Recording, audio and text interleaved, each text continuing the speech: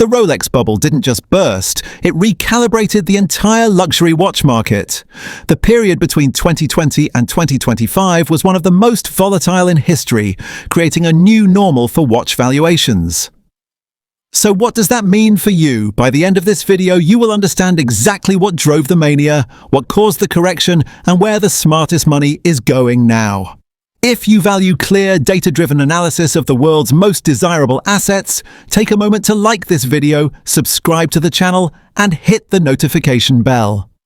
The phenomenon we saw was not a catastrophic collapse, but a predictable market correction. The average secondary market price for a Rolex surged an explosive 93% to a peak of over $17,000 in March 2022. That was followed by a swift 31% correction.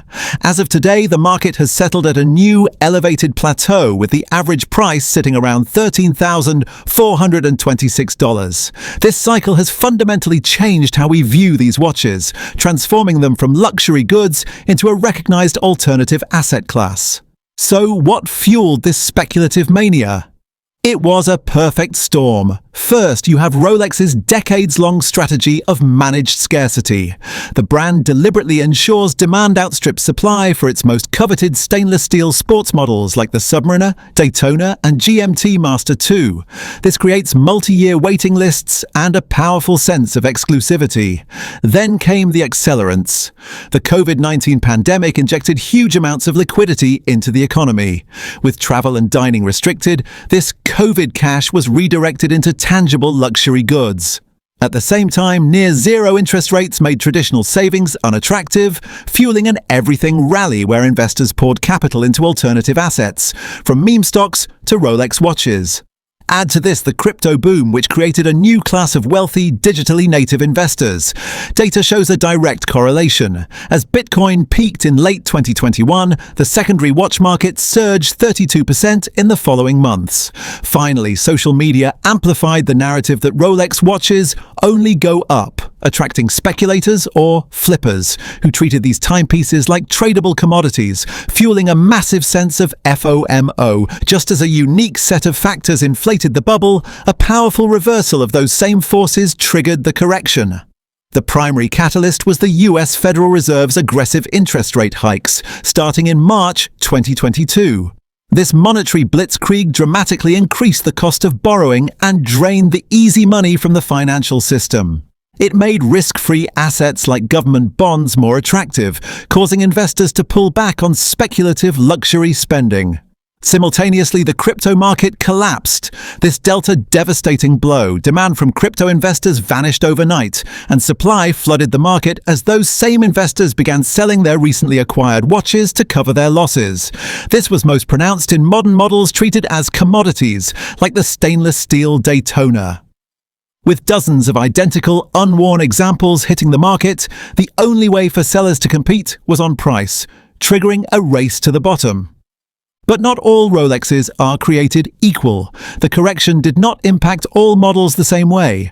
The stainless steel Daytona was the epicenter of the mania. At its peak, the reference 12650LN hit an astonishing $53,911. It then plunged 51%. It has now stabilized around $37,995, confirming its status as a trophy asset driven by hype. The Submariner, however, demonstrated remarkable resilience. It retained 92% of its peak value, showcasing its blue-chip status, underpinned by deep collector conviction that goes beyond short-term market swings. As of mid-2025, its secondary price is just 8% below its all-time high. The strongest long-term performer is the GMT Master II. Over a 15-year period, the collection posted a 506% gain. Its combination of practical functionality, like the dual time zone, and iconic aesthetics, like the Pepsi and Batman bezels, which is the ring around the crystal, ensures its appeal through all market cycles.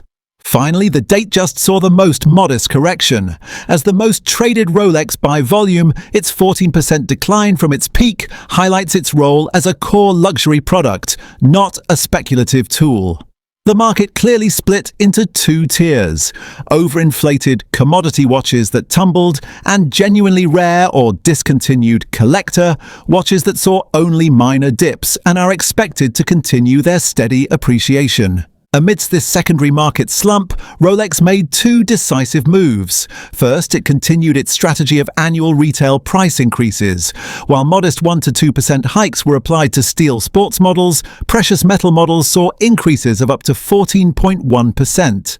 This protects Rolex's profit margins and establishes a higher value floor for pre-owned models, reinforcing the brand's power to operate on its own terms. Second, and more importantly, Rolex launched its certified pre-owned program. Select authorized dealers can now sell authenticated, serviced, and Rolex certified used watches that are at least 3 years old. Each comes with a new 2-year international warranty. This is a game changer. For consumers, it offers unparalleled peace of mind. But this assurance comes at a premium, averaging 25% or more above the standard grey market price. Strategically, this allows Rolex to reclaim control of the multi-billion-dollar pre-owned market, legitimize its watches as timeless assets, and squeeze the margins of grey market dealers. It is a masterful play to manage the entire life cycle of its products. So let's recap. First, the Rolex bubble was a recalibration, not a collapse. Prices have stabilized at a new normal far above pre-pandemic levels, cementing these watches as a legitimate asset class. Second, the correction created a clear divide. Speculative models like the Daytona were disciplined, while blue-chip staples like the Submariner and true collector pieces proved their resilience. And third, Rolex has powerfully responded by entering the secondary market itself with its CPO program, a strategic move to control its brand and temper future volatility. As always, this information is for educational purposes and is not financial advice. The era of easy profits from flipping modern Rolexes is over. True investment potential now requires deeper knowledge and a focus on genuinely rare references. Based on the data, which Rolex represents the smartest buy in today's market, the resilient Submariner or the long-term performer, the GMT Master 2? Let me know your pick and why in the comments.